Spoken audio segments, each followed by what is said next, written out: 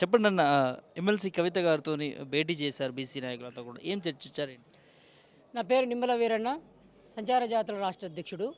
ఇవాళ కాంగ్రెస్ పార్టీ ఎన్నికల్లో ఇచ్చినటువంటి హామీలను ఇవాళ బీసీలకు ఏదైతే కామారెడ్డి డిక్లరేషన్లు ఇస్తానని చెప్పి 42% రిజర్వేషన్లు ఇస్తారని చెప్పి ఇవాళ బీసీ కమిషన్తోనే వాళ్ళు కులగణన జరిపి మేము రిజర్వేషన్లు ఇస్తానని పోతే అది హైకోర్టులో వేయటం మూలాన ఇవాళ అది డెడికేషన్ కమిషన్ రావటం మూలాన ఇవాళ డెడికేషన్ కమిషన్ చెప్పింది ఏ ఏ సమాజానికైతే మీరు ఇస్తున్నటువంటి రిజర్వేషన్లు ఇవాళ ఏబిసిడీల వారిగా వర్గీకరణ రిజర్వేషన్లు అందించకుండా ఇలా మీరు మోసం చేస్తూ ఉంది కాంగ్రెస్ పార్టీ అని చెప్పి ఇవాళ కవితక్క గారి నాయకత్వంలో అన్ని కులాలను ఏవైతే వెనకబడిపోతున్నటువంటి కులాలను ఇవాళ బీసీలో ఉన్నటువంటి 139 కులాలను, సంచార జాతి కులాలను, ఎంబీసీ కులాలను ఇవాళ వాళ్ళకి రావాల్సినటువంటి వాటాను ఇవాళ కార్పొరేషన్ చైర్మన్లో మొత్తం సీఎం గారు సంబంధించినటువంటి 42% రిజర్వేషన్లు చూపించాలి కదా. మీరు కామారెడ్డి డిక్లరేషన్లో ఏం హామీ ఇచ్చారు, ఏం మోసం చేసినటువంటి మాట ఏదైతే ఉందో దాన్ని అమలు చేయకుండా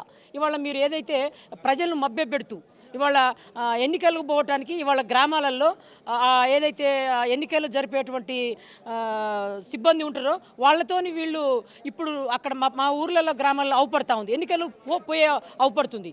బీసీలు ఉన్నది మొత్తము 60% జనాభా ఉంటే వీళ్ళు 42% అని చెప్పారు. ఇవాళ డెడికేషన్ కమిషను చెప్పాలి కదా ఎంత రిజర్వేషన్లు ఉన్నవి, ఈ ఎంత జనాభా ఉన్నది, బీసీ కులాల జనాభా ఎంత, వాళ్ళకి ఎంత వాటా రావాలో చెప్పక ముందుకే ఇవాళ గవర్నమెంట్ కులాల పేరుతోని పోతా ఉంది. ఇవాళ ఎన్నికల్లో ఇచ్చిన వాగ్దానాలను వదిలిపెట్టి ఇవాళ అంబానీ దగ్గర, ఆదాని దగ్గర ఇవాళ నిధులు తీసుకుంటానికి 150,000 కోట్ల పేరుతోని మూసి పరివాహక ప్రాంతం పేరుతోని పోతా ఉండే తప్ప ఇవాళ ఇప్పటికీ 29 సార్లుగా ఢిల్లీకి పోయాడు రేవంత్. మరి ఎవరి ఆస్తులను ప్రజలు కట్టే పన్నులను అప్పనంగా ఢిల్లీ బానిసగా ప్రయత్నం చేస్తారు. కేంద్ర మంత్రి ఇంకొక ఆయన మంత్రి ఉంటాడు, ఆయనేమో గుజరాతీ బానిస అంటాడు, ఈయనేమో ఢిల్లీ బానిస. ఢిల్లీ బానిసలు, గుజరాతీ బానిసలు ఇవాళ తెలంగాణ పట్ల ఉన్నటువంటి బీసీలను ఆత్మగౌరవాన్ని పన్నుల రూపేణ ఉన్న నిధులను మొత్తం కాంగ్రెస్ పార్టీకి తరలించుకుపోతుంటే ఇవాళ బీసీ కాంగ్రెస్ పార్టీలో ఉన్న బీసీలు ఇవాళ కవితక లాంటి వాళ్ళు మాట్లాడుతుంటే బీసీల గొంతుకై బీసీల హక్కుల కోసం ఆమె ఎవరి వాటా ఎంత రావాలనో ఇవాళ కవితక్క గారు మాట్లాడుతుంటే కొంతమంది ఎమ్మెల్సీలు నా కొడుకులారా అని రెడ్లను తిడుతున్నామని చెప్పి మేకపోతు గాంభీర్యాన్ని ప్రదర్శించే ఎమ్మెల్సీలు ఇవాళ గాంధీ భవన్లో సాటుగా ఇవాళ కవిత గారికి ఏం సంబంధం అని ఇవాళ బీసీ సమావేశాలు ఉద్దేశించి వాళ్ళు మాట్లాడుతారు. ఇవాళ ఆ కుటుంబము తెలంగాణ ఉద్యమం కోసం పోరాటం చేసినటువంటి చరిత్ర, ఇవాళ తెలంగాణ పోరాటంలో జైల్లో అరెస్ట్ అయినటువంటి చరిత్ర ఇవాళ కవితక్క గారికి ఉన్నది. ఇప్పుడు కొత్త కాదు కదా. కాబట్టి ఏం చెప్తున్నాం, ఇవాళ ఎంబీసీ కులాలకు నిధుల్లో బడ్జెటే లేవు, ఎంబీసీ కార్పొరేషన్ కులాలకు, సంచార కార్పొరేషన్ కులాలే నిధులు బడ్జెట్లో కేటాయించలే. ఏదైతే ఎన్నికల్లో వాళ్ళు చెప్పిర్రు, ఎన్నికల్లో వచ్చినప్పుడు ఎంబీసీ మంత్రిత్వ శాఖ అని చెప్పిర్రు, ఎంబీసీ మంత్రిత్వ శాఖ ఇవ్వలేదు. ఇప్పటికీ ప్రజలను మోసం చేస్తుర్రు. ఎప్పుడైతే అసెంబ్లీలోకి రాగానే మొదటి సెషన్లో పూలే పేరుతోని 20,000 కోట్లు పూలే సప్లాన్ పేరుతో ఇస్తానని చెప్పి ఇవాళ బీసీ ప్రజలను మోసం చేసినటువంటి పాత్ర ఇవాళ మన రేవంత్కు ఉన్నది. ఇవాళ లగచర్లలో పోతే రైతులను ఏడిపిస్తూ ఉండు, ఇవాళ మూసి పరివాహక ప్రాంతాల్లో పోతే హైడ్రా పేరుతోని ఎంతో పేదల ఇండ్లను కులగొడతా ఉండు. ఇవాళ కావాల్సింది కాంగ్రెస్ పార్టీ ఇండ్లు ఇస్తున్నానని చెప్తుంది. ఎవరికి ఇచ్చింది? 2,000 మహిళలకు ఇస్తున్నాను, మహిళను మోసం చేసింది. 2,500 మహిళలను మోసం చేసింది. ఇవాళ పోతే విద్యార్థుల ఇండ్లకు స్కూటీలు ఇస్తున్నామని చెప్పింది, విద్యార్థులను మోసం చేసింది. 4,000 నుంచి 6,000 పెన్షన్ ఇస్తా అని చెప్పి ఇవాళ రేవంత్ ప్రభుత్వం చెప్పింది. వికలాంగులను మోసం చేసింది 6,000 ఇయ్యక. ఇంతకంటే మోసాల ప్రభుత్వం ఇంకేమన్నా ఉంటుందా? కాబట్టి ఎప్పటికైనా కాంగ్రెస్ పార్టీ బీసీలను మోసం చేసేదే. ఇంకో విషయం చెప్పిన 2006లో డిఎన్టీ నేషనల్ కమిషన్ వేసింది. 2006లో ఆ కమిషన్ రిపోర్టు 2008లో వచ్చింది. ఏమి బాలకృష్ణారెడ్డికి కమిషన్ రిపోర్టు ఏమని చెప్పిందంటే వీళ్ళకు సపరేట్ 10% రిజర్వేషన్లు ఇవ్వాలని చెప్పింది.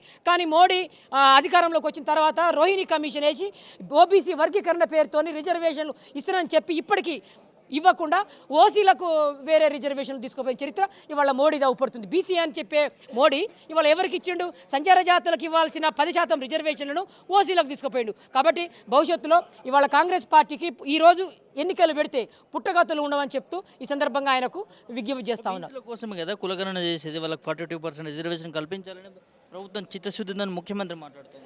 ఇవాళ బీసీలకు రిజర్వేషన్లు అంటే 42% రిజర్వేషన్లు అని ఓట్లు డిక్లరేషన్లో మా వాటా ఎంత, బీసీలకు రావాల్సిన వాటా ఎంత, కార్పొరేషన్ పదవులలో రావాల్సిన వాటా ఎంత, బీసీ మంత్రులలో రావాల్సిన వాటా ఎంత, ఇవాళ దగ్గర దాచుకున్నటువంటి 6 మంత్రి పదవులలో ఇవాళ ఎంత దౌర్భాగ్యం అంటే విద్యార్థి హాస్టళ్లలో దగ్గర 58 మంది విద్యార్థులు చనిపోయారు.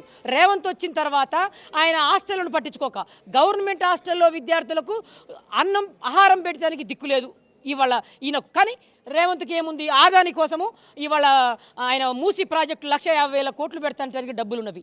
ఇక హాస్టల్ విద్యార్థులకు మంచినీరు ఇస్తానికి దిక్కులేదు, హాస్టల్ వసతి భవనాలకు ఎక్కడైనా శుభ్రత లేదు, మొత్తం విద్యాలయాలు హరగోస పెడతా ఉన్నాయి. విద్యాలయాలు ఇంతెందుకు, సీఎం సంబంధించినటువంటి కొడంగల్ పక్కనే ఇవాళ ఒక నియోజకవర్గంలో ఒక 40-50 మంది 2 సార్లు వేసి వాళ్లకు విరోచనాలు, వాంతులు, హాస్పిటల్ పాలవుతున్నటువంటి వ్యవస్థ ఇవాళ విద్యా వ్యవస్థలో ఉన్నది. కాంగ్రెస్ పార్టీ విడుము ఒక 6 మంత్రి పదవులను దాచుకుంది. ఇప్పటికీ విద్యాలయాల్లో ఇంత భ్రష్టు పట్టిపోతుంటే ఇవాళ సినిమా పరిశ్రమ పేరుతోని వాళ్లకు టికెట్ల పేరుతోని నైట్ షోలు వేసుకుంటానికి ఇవాళ సినిమా పరిశ్రమ పేరుతోని ఆగమేఘాల మీద కూర్చున్నాడు. కానీ హాస్టల్లో విద్యార్థులు పోతుంటే విద్యార్థి మంత్రి లేకపోవటము, విద్యార్థి సమీక్షలు లేకపోవటము, హాస్టల్లో అరకొర విద్యార్థులు, ఇంకొక విద్యార్థులు ఇద్దరు విద్యార్థులను పాము గరిచి చచ్చిపోయినటువంటి చరిత్ర ఇవాళ గ్రామ పంచాయతీ ఏరియాలో ఉన్నది. కాబట్టి ఇవాళ బీసీ హక్కుల కోసం నిరంతరంగా బీసీ రిజర్వేషన్లు రావడానికి ఇవాళ కవితక్క గారు నిరంతరంగా ఈ బీసీల గొంతుకై ఇలా డెడికేషన్ కమిషన్ కూడా బీసీలకు ఏదైతే రావాలనో డెడికేషన్ కమిషన్ దగ్గర అన్ని కులాలను అన్ని వర్గాలకు ఏదైతే రావాలనో సంపదలో వాటా రావాలనో ఇవాళ కవితక్క గారు బహిరంగంగా ఇవాళ బీసీ కులాలను పిలిచి తన ఇంట్లో భాగస్వామ్యం చేసి ఈ యొక్క గొంతుకగా ఇవాళ కవితక్క గారు వినిపిస్తారు. మీకు చేతనైతే ముఖ్యమంత్రి ఇంట్లో బీసీలను కూర్చోబెట్టండి. మీకు చేతనైతే మీ మంత్రి ఇండ్లలో మీకు గనక బీసీల పక్షాన బీసీలో కనుక మీకు ఆలోచన ఉంటే మీ మంత్రిని మీ బీసీ మంత్రి ఇంట్లో ఇవాళ బీసీ కులాలను పిలిచి మీరు పెట్టాల్సిన అవసరం ఉందని, ఇవాళ గనక స్థానిక ఎన్నికల్లో గనక మీరు బీసీలను మోసం చేస్తే, బీసీలకు రావాల్సిన వాటా గనక రాకుంటే, సంచార జాతులకు రావాల్సిన రాకుంటే, సంచార జాతులకు సంబంధించినటువంటి మంత్రిత్వ శాఖను మీరు ఏర్పాటు చేయక మోసం చేశారు. కాబట్టి ఇవాళ గనక ఎన్నికలను నిర్వహిస్తే మీకు ఇప్పటికీ ఎక్కడ మీ సామాజిక వర్గాలు కానీ ఎక్కడ కానీ ఇలా కాంగ్రెస్ పార్టీకి ఓటేసే అవకాశమే లేదని నేను ఈ సందర్భంగా మనవి చేస్తున్నా.